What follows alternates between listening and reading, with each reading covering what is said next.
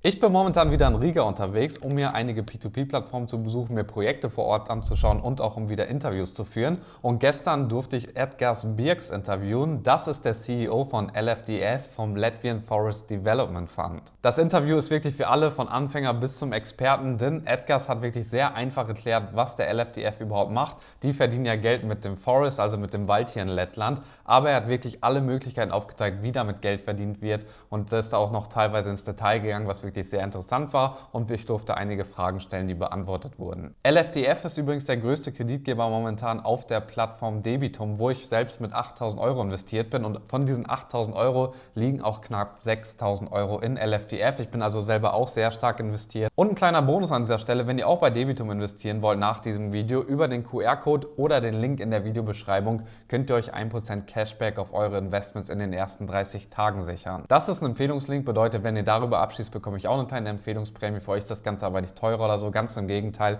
Ihr bekommt halt noch einen Cashback, den ihr ansonsten nicht erhalten würdet. Und jetzt ganz viel Spaß mit dem Interview und denkt immer dran, es ist keine Anlageberatung, Kaufempfehlung oder derartiges, sondern dieses Video dient lediglich Informationszwecken. Lest euch den Disclaimer an dieser Stelle bitte einmal zu Ende durch. So today I'm sitting here with Edgars Birks from the Latvian Forest Development Fund. Thank you so much for taking your time.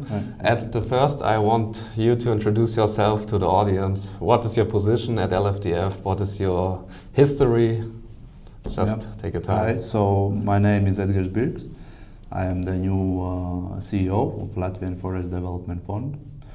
I have been 17 years already in the forestry. Last 10 years I'm managing forest portfolios. Last 5 years I have built, right now after Inca purchased Sodra, it's already second largest forest portfolio with 50,000 hectares. So I'm the forester from the roots. Okay, perfect. Sounds very good. So, and you have joined LFDF like in August or when? Yes, I joined LFDF in middle August. So brand new to the company. Yeah, it's 3 months, 3 really active months. Yeah, we can have imagine. done a lot of things during these months, and I think also in investments it was been the most active months, the last 3-4 months. Yeah. So, what is your first impression of being the new CEO? Like, you got a feeling after 3 months, I guess. You like the company? Yes, yes, it's really interesting. It's totally different.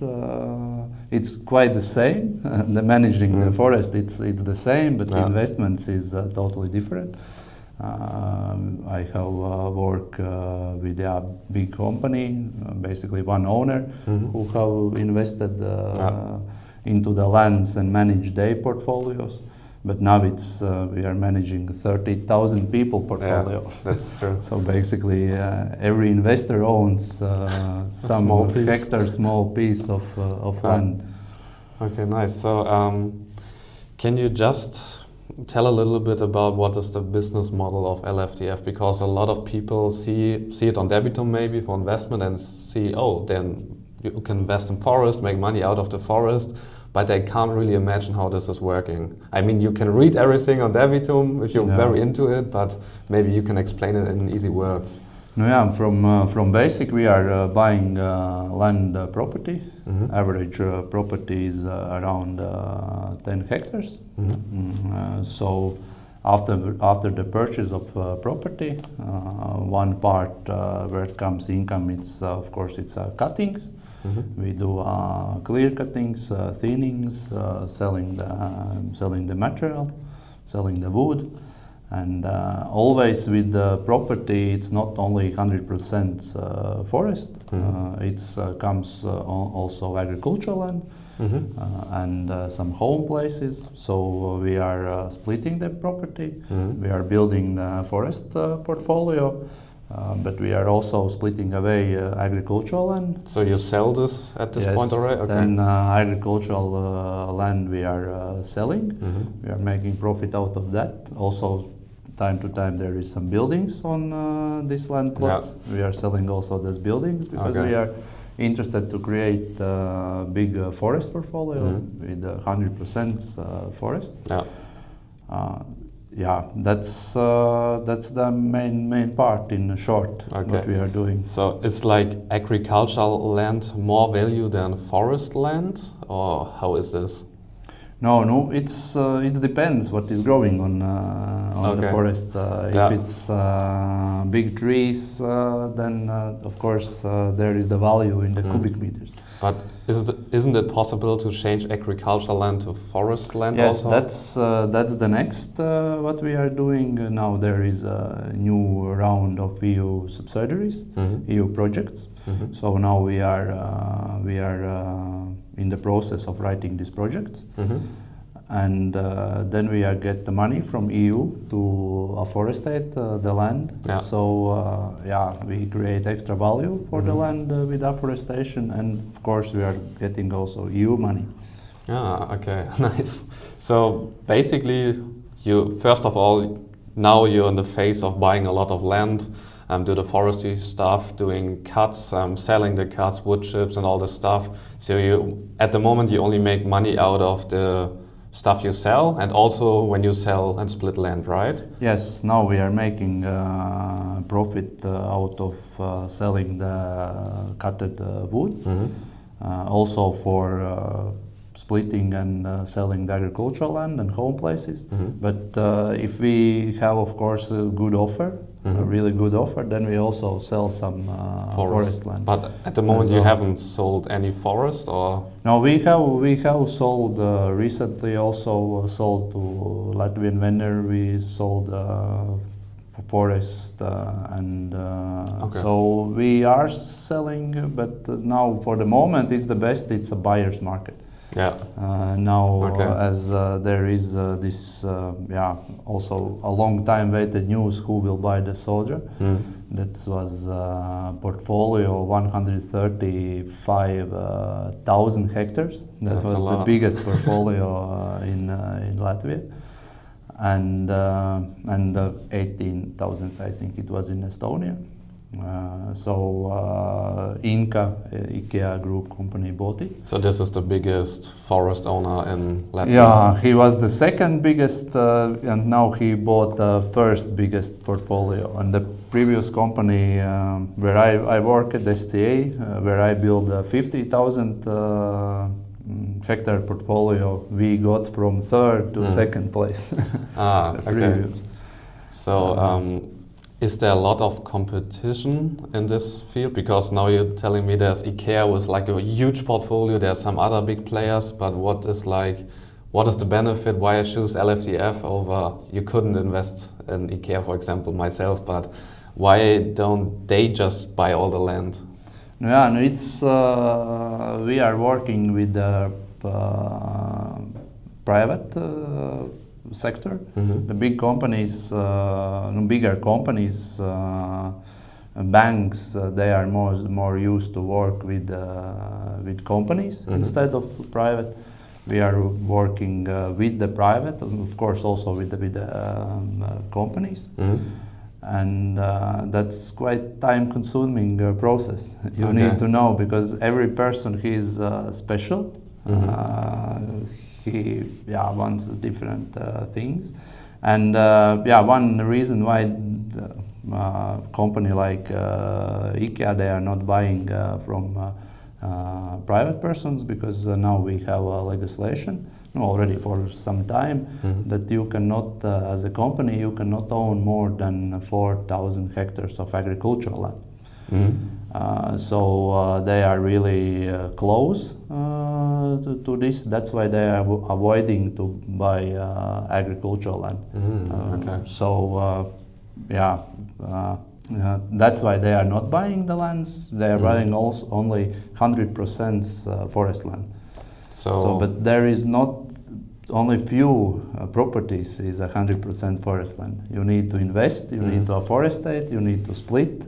And now this process takes a time before. But the private forest owners, they want to sell the land today and not do this investment, splitting, and so on. Then there is we who can wait this half year approximately to do all this work that is necessary to improve the property and make it more interested for bigger investors. Okay, so the big players are not really competitors, they're more like potential clients for the future? Yeah, they are more potential clients for the future. So staying at this point of buying and selling forest land, what is like the average price you have to pay for forest at the moment, and what is like what you expect for the future to sell it for? Yeah, the average price varies a lot. Okay. It is depending what you are buying. You are buying the clear cut, where is nothing growing. No, it's quite rare because in the property, in average property, 10 hectares, there is at least 10 compartments, and each compartment is different. Some is with the clear cuts maybe, some is a bit younger forest, then it's a bit older, and then it's some forest close to the cuttings. So the price is from 2.5 till 10-15,000 per hectare. Yeah. We are choosing to buy with the trees a bit higher than average. Then it's a bit of process, a month's process. You prepare the cuttings, submit to the State Forest Service. They gives a permit to cut. We cut it down, or sell a stampage, sell a growing trees, and then another company comes and cuts it down. But that takes some 2 months approximately, and then we get a profit out of that, and then the price. Is in the end it will be around 3,500. So for the moment it's a bit higher. It's 4.5, 5, but that's because there is trees in it, and it needs a time. That's also with agricultural land and splitting. That's quite the same. You have to go through all these state authorities. It's a even longer process than getting a cutting permit. It takes about half year to get the property splitted. So when there is bigger months of bigger investments, then the profit will come after this. If it's a cuttings after 2 months, if it's a splitting, then it will be 6-7 months. Okay, nice. And we've been to the forest like 2 days ago. You showed me a little bit. And what I've seen that you don't own the machines yourself, right? You have contractors for doing this stuff. Yes. Why you choose contractors instead of doing it yourself? Yeah, I think all big forest managers, they don't own machines, especially in this time when it's 50% is state forest and 50% is private forest. State forests have a bit more average cubic meters per hectare, private a bit less. So half of the machines are working in the state forest, a bit more than the half because they are cutting more than the privates. Now the state have reduced, I think because of the wet weather we have, wet summer we had. Now autumn, as you see in the forest, is also really wet. So to not damage the soil, they are not cutting so much. And then there is machines available. If there is more machines available, you are getting the lower price for it. Okay. So that's why we don't buy machines and own machines because they work even with zero profit or just to keep the machines running for the moment. Okay. So and also the amount of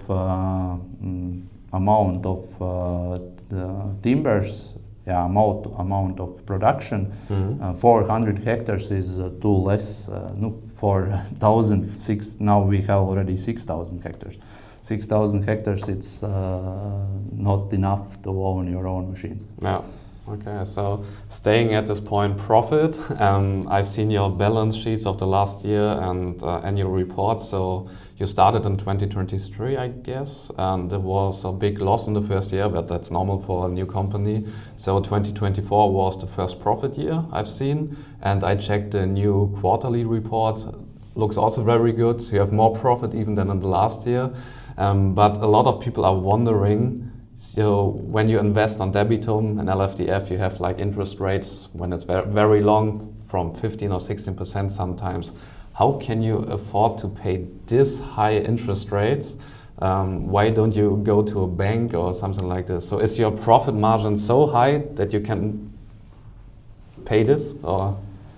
Yeah, the most important reason is the speed, because you need to keep this speed in this acquisition process. Because yeah, as I mentioned, the seller, he don't wants to pay, don't wants to wait. Yeah. He have checked some apartment or some other property. Maybe it's a local farmer who have already checked some farmland from the neighbor. He wants to buy it today to get that land. So he sells forest and buy that other land or buy apartment. Yeah. So he have spent already the money in his head. Okay. So he want that money to come in fast. If we work with the banks, it's a really long process to do it. Then it's takes too much time, and we will lose a lot of good, really good deals where we can make a good profit, of course. Yeah. So that's why we are using this kind of investments to make our profit. Okay. So And then, of course, it's afterwards. If also it's need to scale up quite fast. This also for us gives quite in short time quite big money. But banks definitely will not give. They would give maybe 5-10 millions. yeah.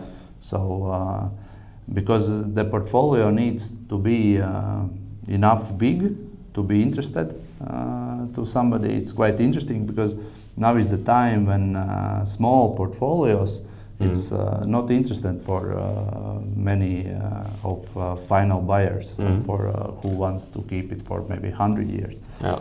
But if you build enough big, it's 10,000 or more, what is our aim, then you start to be more interested for more final buyers. Yeah, nice. So what are you expecting for the next year? So be even more profitable, or? Yeah, no, this year we have third quarter. We finished with 622,000 profit. After interest rates already, right? Yeah.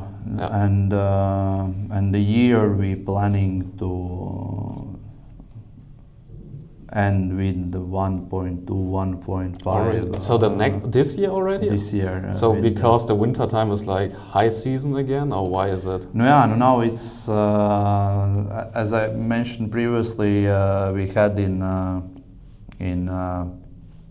this June, July, August, September. We have the best investments by the amount, and then you need this 3-6 months to do all the works. So it will be exactly on end of the year. Yeah. So it should come already everything in December, and to finish the year with some approximately we estimate 1.2. Sounds very good. 1.5. All right. So what are the plans for the next year? What is the vision for LFDF? So where do you see the company and maybe yourself in 10 years?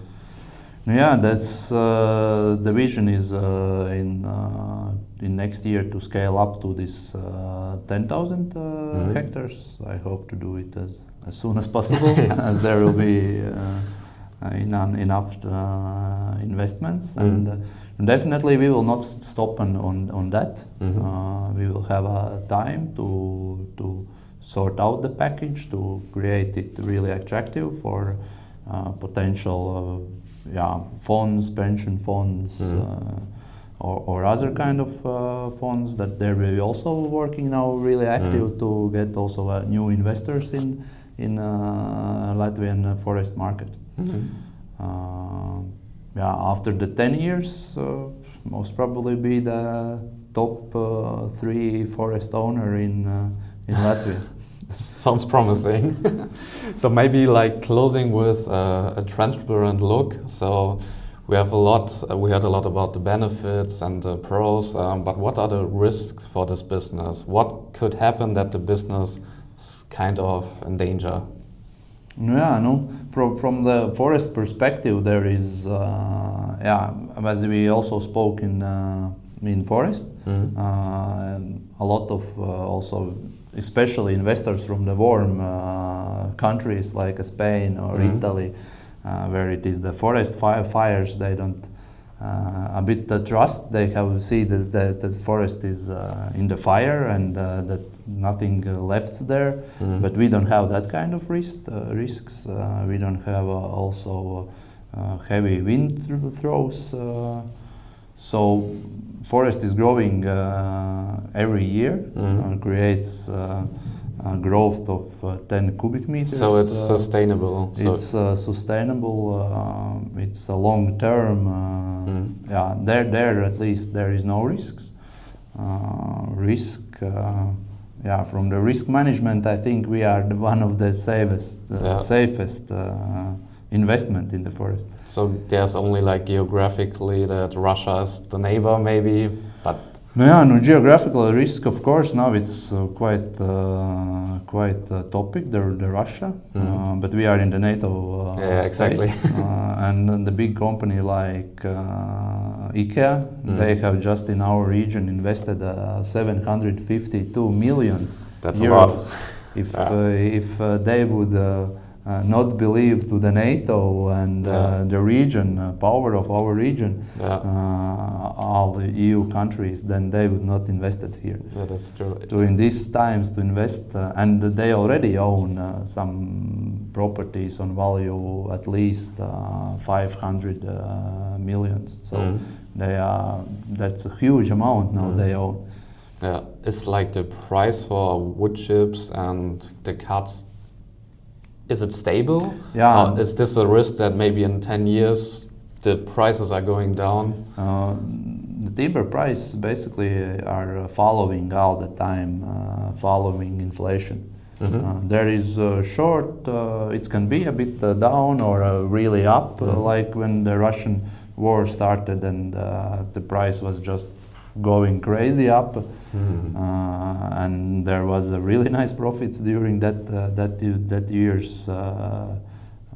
But in general, they are following inflation. Okay. So, but when the war's over and Russia is allowed to export again, also timber, so there will be a drop in the market for a short term. Maybe it can be for short term because they have done it all the time previously. Okay. Now we just got these extreme heights. Okay, nice, perfect. So these are all my questions. Thank you so much for taking the time. It was very nice also to go to the forest and learn a lot about forestry and all this stuff. Very interesting. Thank you so much. Ja, das war's mit dem ausführlichen Interview mit Edgars Birks, was ich wirklich sehr interessant fand. Jetzt bin ich mal gespannt, ob ihr noch irgendwelche offenen Fragen zu LFDF oder vielleicht auch zu Debitum habt. Schreibt sie auf jeden Fall mal in die Kommentare. Und denkt auf jeden Fall auch dran, wenn ihr bei LFDF über Debitum investieren wollt, macht das auf jeden Fall über den QR-Code hier oder den Link in der Videobeschreibung, weil darüber könnt ihr euch nochmal 1% Cashback auf eure Investments in den ersten 30 Tagen sichern. Ansonsten würde ich jetzt sagen, lasst gerne einen Daumen nach oben und ein Abo da. Wir sehen uns im nächsten Video wieder. Bis dahin und ciao.